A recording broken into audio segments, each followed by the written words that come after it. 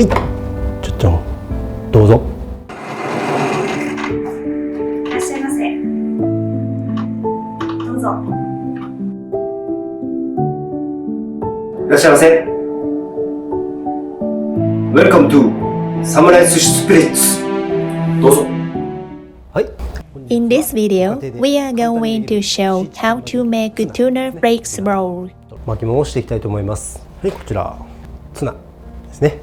レタスです。分けますね。はい。はい。こちらボウルに移します。海苔やシャリがべちゃべちゃになりすぎるんで、油を軽く切ってあります。はい。じゃあ巻きすです。これ1枚使います。ギザギザが自分の方、シャリこんな感じでいきますよ。こうですね。はい。こんな感じです。最後一気に伸ばします。はい、こんな感じですね。ここに具材がきます。はい、バランスがいい形ができました。で、レタスですね。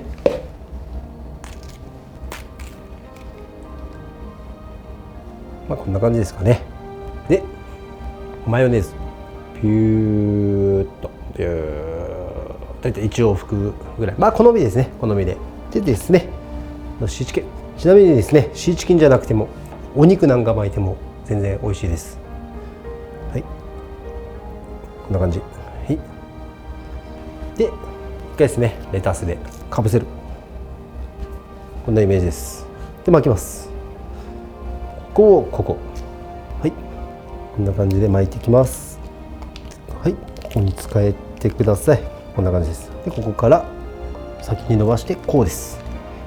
ここを押さえつつキュッて締めてやったらいい感じに締まります。はい。こんな感じですね。はい。8個に落としていきます。少し包丁を湿らしてやって真ん中からです。広めに同じサイズで、はい。そしたらどんな感じでしょうかね。はい、シーチキン巻きですね。お醤油をつけてもいいですし、もうそのまま全然食べれると思います。ちょっと斜めにこうやってしてやることで、こんな感じで盛り付けてどうぞ。シーチキン、レタス、こんな簡単な食材でですね、みんなが喜ぶお寿司ができます。ホームパーティーで活用してください。フィニッシュ。切った後にばらけにくくなります。Let's review the process of making tuna flakes roll. Place a piece of seaweed to the right rings on top of a rolling mat. The cut end of the seaweed is placed toward you.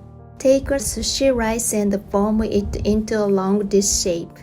Gently split the rice to the front so as not to crush it. At this point, reduce the amount of rice in the center for the topping. Then, place the ingredients on top, taking care to balance them. The ingredients are lettuce, half a can of tuna flakes, mayonnaise, and sushi rice. Keep the topping slightly pressed down. Roll it from the front to the end and tighten slightly. Wrap to the end and shape.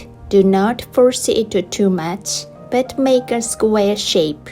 With a bit of wet knife, cut into even pieces. There you have it! You can easily make tuna flakes roll at home. We hope you will try it! ありがとうございます。またお越しくださいませ。